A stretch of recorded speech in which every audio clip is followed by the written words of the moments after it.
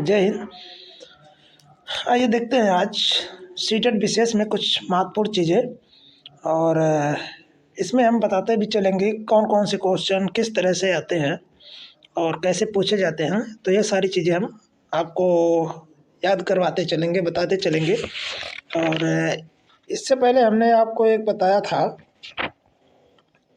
कुछ विशेष पौधे और उनसे संबंधित चीज़ें बताया था हमने। जैसे बरगद का पेड़ एक विशालकाय वृक्ष होता है जिसका फैलाव अधिक होता है और इसकी शाखाओं से जड़ें भी निकलती हैं जिसे जड़ स्तंभ कहा जाता है या टैप रूट कहा जाता है। ये सब चीज़ें बताए थे। क्रोटन एक ऐसा पौधा है, दूसरे नंबर पर क्रोटन एक ऐसा पौधा है जो फसलों के साथ बोया जाता है और फसल सूखने से पहले ही सूखने लगता है, तो सिंचाई के लिए प्रयोग में आने वाला पौधा है क्रोटन। फिर इसके बाद केला हमने बताया था। क्या? केला। देखिए थोड़ा हम इसको लाइनिंग बताते चल रहे हैं। सबसे पहले हमने बरगद के बारे में बताया था। ये सारी चीज़ें आप लिख लीजिएगा कहीं कहीं। बरगद के बारे में बताया था, है कि नहीं। दूसरे नंबर पर हमने क्रोटन बताया था। क्रोटन भी बहुत पूछा जाता है, क्रोटन। और फिर इसके बाद हमने बताया था केला शायद बताया, हाँ केला ही बताया गया था। केला एक कैसा पौधा है? शाकीय पौधा है ना। और इसके बाद खेजड़ी बताया था। खेजड़ी सबसे ज़्यादा पूछा जाने वाला है। खेजड़ी जो रेगिस्तानी क्षेत्रों में पाया जाता है और इसके फल की जो सब्जी बनती है और पेड़ की छाल से दवा बनाई जाती है और इसकी लकड़ी में कीड़े नहीं लगते हैं। ये सारी चीज़ें बताई गई थी। और यह छायादार वृक्ष होता है कि नहीं।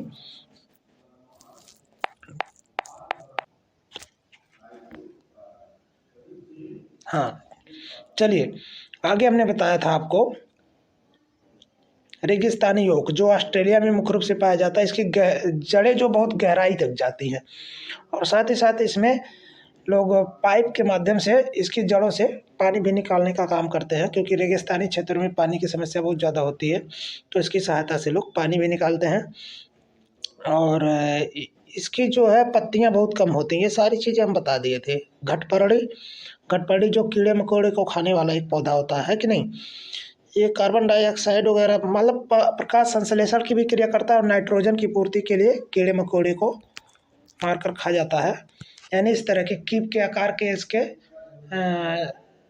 वृक्ष में संरचना होती है पौधे में, जो हमेशा गंध छोड़ती है, जिसमें कोई जीव जंतु जाता है तो बंद हो जाता है और उसको मारकर खा जाता है। और मुख्य रूप से हमने बताया था ये मेघालय में पाया जाता है। भारत के मेघालय में, पूर्वोत्तर एशिया के इंडोनेशिया में और ऑस्ट्रेलिया महाद्वीप में पाया जाता है। तो ये हमने बात कही थी पेड़ पौधों से संबंधित। और आगे आइए देखते हैं कुछ पौधों का वर्गीकरण जो है इस आधार पर किया गया है। जैसे शाकीय पौधा, क्वेश्चन पूछता है निम्नलिखित में से कौन सा शाकीय पौधा है या नहीं है। शाकीय पौधा ये बहुत छोटे होते हैं, आकार में छोटे होते हैं और इनका तना हरे रंग का होता है। तना जो होता है कैसा होता है? हरे रंग का। हाँ, इनका तना जो होगा कैसा होगा? तना हरे रंग का, हरे रंग का। अब इसमें देखिए कौन कौन सी चीज़ें आएंगी। और साथ ही साथ तना जो होता है बहुत कोमल होता है, अत्यधिक टहनियाँ नहीं पाई जाती हैं। जैसे धनिया है, मेथी और पालक है, केला है, ये सारी चीज़ें इसमें होते हैं। झाड़ी, फिर अगला पॉइंट है झाड़ी। ये तो हो गया शाकीय पौधा। अब झाड़िये में कौन कौन सा आता है? झाड़ी में कौन कौन सा आता है?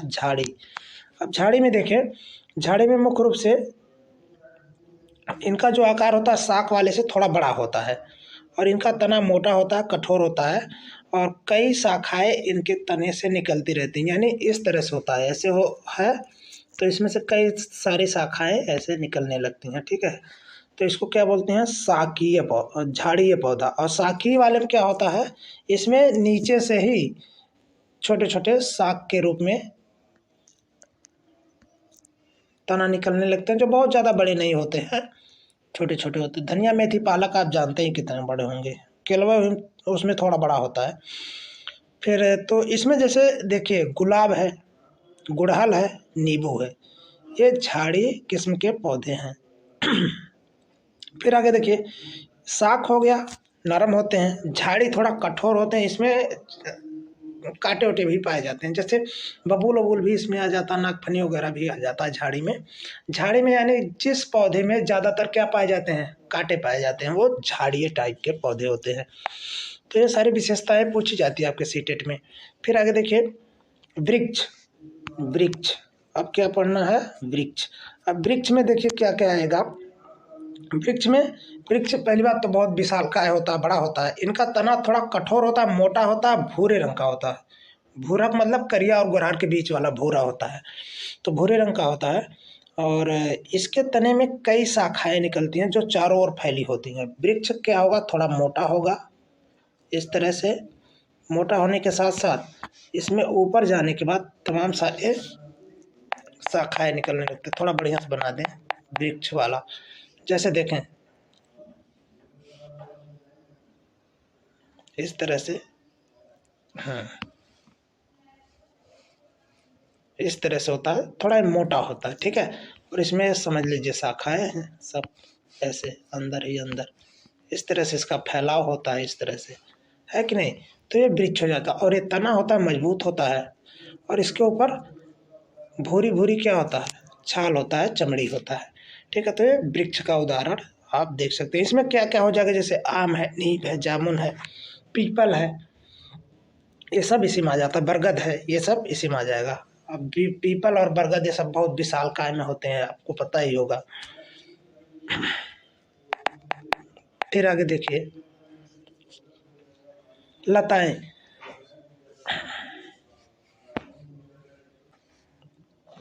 फिर इसके बाद देखिए लताएं आती हैं। शाख हो गया, झाड़ी हो गया, वृक्ष हो गया, अब लता। लता में क्या होता है, वे पौधे होते हैं जो अत्यधिक कठोर होते हैं और जो सीधे स्थिर नहीं हो पाते हैं। इनको स्थिर रखने के लिए, अरे कठोर नहीं भाई, कमजोर होते हैं, अत्यधिक अत्यधिक कमजोर होते हैं। ये पौधे वैसे पौधे होते हैं जो अत्यंत कमजोर होते हैं, और साथ ही साथ कठोर होंगे तब कहाँ इनको टिकाना पड़ेगा। कठोर होंगे तो खुद ही चले जाएंगे। कमजोर होते हैं, लताएं जो होती कमजोर होती हैं, ठीक है। और साथ ही साथ ये किसी के माध्यम से ऊपर चढ़ती हैं। तो इसमें दो वर्ग पाए जाते हैं, एक विसर्जी और एक आरोही। एक विसर्जी और एक आरोही, ठीक है। विसर्जी लताएं उसे कहा जाता है जो जमीन के अधिक भूभाग पर फैली होती है। लता, सबसे पहले हम यहाँ बना दे लता। लता को दो भागों में बांटा गया, एक विसर्जी और दूसरा है आरोही। आरोही। अब विसर्जी जो होता है जमीन पे फैलता है, जमीन पर बहुत दूरी तक फैल कर चला जाता है। जैसे हरी सब्जियां, जितनी हरी सब्जियां गर्मी में बोई जाती हैं या कह सकते हैं बरसात के दिनों में बोई जाती है, सब विसर्जी। जैसे करेला, कद्दू, लौकी, चिचिन्ना, है ना, और तरोई, ये सारी चीज़ें इसी में आ जाएंगी। खीरा, ककड़ी, ये सब सब इसी में आ जाएगा विसर्जी वाले में। तरबूज, खरबूज, ठीक है, सब विसर्जी लता के ही उदाहरण है। पुदीना भी इसी का एक उदाहरण होता है। फिर आगे आरोही। आरोही में देखिए ऐसी होती हैं जो ऊपर चढ़ती ही जाती हैं, खड़ी होती हैं तो ऊपर चढ़ती, जैसे गिनतियाँ छोटे से बड़े तक बढ़ती चली जाती है आरोही वाला, उसी तरह से ये भी क्या होता है, नीचे से ऊपर की तरफ चढ़ती ही चली जाती हैं, तो इसको आरोही बोलते हैं। जैसे देखिए इसमें मनी प्लांट, मटर, अमरबेल, इसको क्या होता है ना, किसी के सहारे अगर चढ़ा दिया जाए तो ऐसे से लपटा कर ऊपर तक चली जाती है। इस वजह से इसको कौन सी बोलते हैं, आरोही लता बोलते हैं। फिर आगे आइए, क्षेत्र के आधार पर पौधों का वर्गीकरण। इसमें भी एक क्वेश्चन आता है, जैसे जलोद्भिद, जो जल में रहते हैं, जल में रहने वाले पौधे जलोद्भिद कहलाते हैं। और इनकी जड़ें कम विकसित होती हैं। पत्तियां जो है सकरी होती हैं, पतली होती है, जिस पर मोम की पतली परत भी चढ़ी होती है। जैसे कमल है, हाइड्रिला है और जल लिली है। कमल, हाइड्रिला और जल लिली, ये जलोद्भिद टाइप के पौधे होते हैं। फिर आगे है लवणोद्भिद, बहुत पूछा जाता है भी। इस प्रकार के पौधे लवणीय क्षेत्र, देखिए हम लिखते जा रहे हैं इसको, और इसको आप जरूर पढ़ लीजिएगा। जलोद्भिद या लिख लीजिएगा तब भी, जलोद।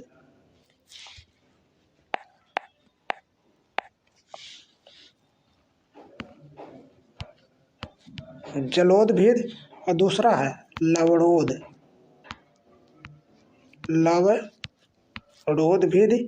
और तीसरा है समोदभिद समोद और चौथा है मरुदभिद बहुत पूछा जाता है, मरुद है ना।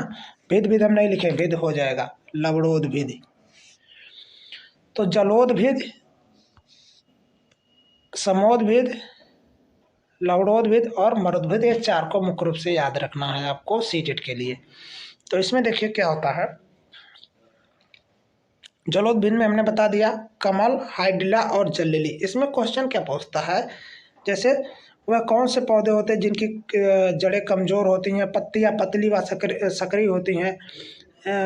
सकरी मतलब पतली और बहुत ज़्यादा दूर तक नहीं फैली रहती, छोटी छोटी होती हैं, और जिस पर मोम की परत एक चढ़ी रहती है, यानी पानी वानी पड़ने से डूबती नहीं, मोम की परत टाइप की लगी रहती हैं। तो इसको क्या बोलते हैं। तो इसमें ऑप्शन में आपको मिल सकता है कमल या हाइड्रिला या फिर जल लिली मिल सकता है, ठीक है। फिर लवणोदभिद जो लवणीय क्षेत्रों में पाई जाती हैं, जहाँ पर पानी के साथ साथ नमक की मात्रा भी अधिक मात्रा में पाई जाती है। तो लवणोदभिद में जैसे दलदली क्षेत्रों में पाए जाते हैं और जड़ें जमीन से ऊपर निकली हुई होती है, यानी जमीनिया में कुछ धसी रहती हैं, कुछ निकली हुई होती हैं। तो इसमें मुख्य रूप से एक पौधा है साल्ट मार्श बहुत इंपॉर्टेंट है। साल्ट मार्श इसमें पाया जाता है, जो परीक्षा की दृष्टि से महत्वपूर्ण रहा है लवणोदभिद में। और साथ ही साथ जितने सुंदर वन पाए जाते हैं, डेल्टाई वन पाए जाते हैं, सब इसी के उदाहरण होते हैं। इनकी लकड़ियाँ बड़ी कम मतलब मजबूत होती हैं और इसमें कीड़े वगैरह बहुत कम लगते हैं। नमक की मात्रा क्योंकि ज़्यादा होती है, जैसे खटाई में नमक डाल दीजिए तो खटाई में नहीं लग पाता है कीड़ा, किसी भी चीज़ में नमक पड़ जाता है तो कीड़ा नहीं लगता है। तो लकड़ियाँ में जब नमक रहेगा तो कहाँ से कीड़ा लगेगा। तो लवणोदभिद में जो पाए जाने वाले पेड़ पौधे होते हैं बड़े मजबूत भी होते हैं, कीड़े उड़े नहीं लगते हैं। फिर समोदभिद, ये पौधे खेती योग्य जमीन पर पाए जाते हैं। इनका तना ठोस और शाखा युक्त होता है, जैसे मक्का है, टमाटर है, गेहूं है, धान है। समोदभिद जो मुख्यतः अपने उत्तर प्रदेश में लोगों के द्वारा उगाया जाता है, समोदभिद क्षेत्र का पेड़ पौधा होता है या फिर पौधे होते हैं। फिर आगे देखिए मरुदभिद का मतलब मरु का मतलब मरुस्थल का मतलब होता है मरी हुई भूमि का स्थल, उसी को मरुस्थल बोला जाता है। जिस भूमि में कोई मतलब विशेष तत्व नहीं रहते हैं जो किसी भी पौधों को उपजाने के लिए सहायक हों, लेकिन कुछ ऐसे पौधे होते हैं बहुत हेयर टाइप के होते हैं तो निकल जाते हैं इन क्षेत्रों में भी। हेयर मतलब वही कुछ जबरदस्ती निकलने वाले, तो निकल जाते हैं। जैसे मरुस्थलीय क्षेत्रों में पाए जाते हैं, इनकी पत्तियां छोटी होती हैं, जड़ें बहुत गहराई तक जाती हैं मरुदभिद का। और इसमें क्या होता है, इन पौधों का तना गद्देदार व मोम की परत से ढका होता है। उदाहरण के लिए नागफनी सबसे ज़्यादा पूछा जाता है। और कुछ कांटेदार वृक्ष भी पाए जाते हैं, जैसे बेर है, बबूल है, वो क्या नाम है, बेल जो बड़का वाला होता है और बेर जो छोटा छोटा होता है। तो बेर और बेल में अंतर होता है, ये सब वहीं पर पाया जाता है। नागफनी है, एकासिया है, यूफोबिया है, ये सब मरुदभिद क्षेत्रों में पाए जाते हैं।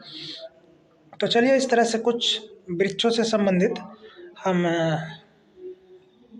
आप लोगों को उदाहरण प्रस्तुत किए हैं, और अगले दिन हो सकता है कि कुछ जानवरों पर कुछ वीडियो बनाएंगे इसी तरह से मौखिक, और आप अपना फीडबैक ज़रूर दीजिएगा। अगर सही होगा तो फिर इसी तरह से वीडियो बनती रहेगी।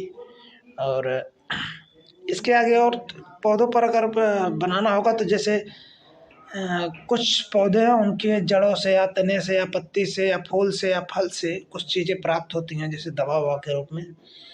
तो ये सारी चीज़ें भी बताई जाएंगी, जैसे कुनेन, सिल्कोना है ना, एंट्रोपिन, बेलाडोना, पेनिसिलिन, कवक, ये सारी चीज़ें भी, मार्फिन अफीम से, तो ये सब मार्फिन से अफीम ये सब बताया जाएगा। और फलों का महत्व वगैरह इतना तो ये सब नहीं पूछता है, लेकिन ये जो पौधों के प्रकार हैं, पौधों के जो अपनी अलग अलग विशेषताएं ये पूछी जाती हैं। ठीक है, तो चलिए आज के लिए इतना ही, और नए होंगे तो ज़रूर चैनल को सब्सक्राइब करिए। फिर अगली बार एक अच्छे से कंटेंट के साथ हम पुनः उपस्थित होंगे, सीटेट के परीक्षा के दृष्टि से महत्वपूर्ण क्वेश्चन को लेते हुए। और तब तक के लिए जय हिंद।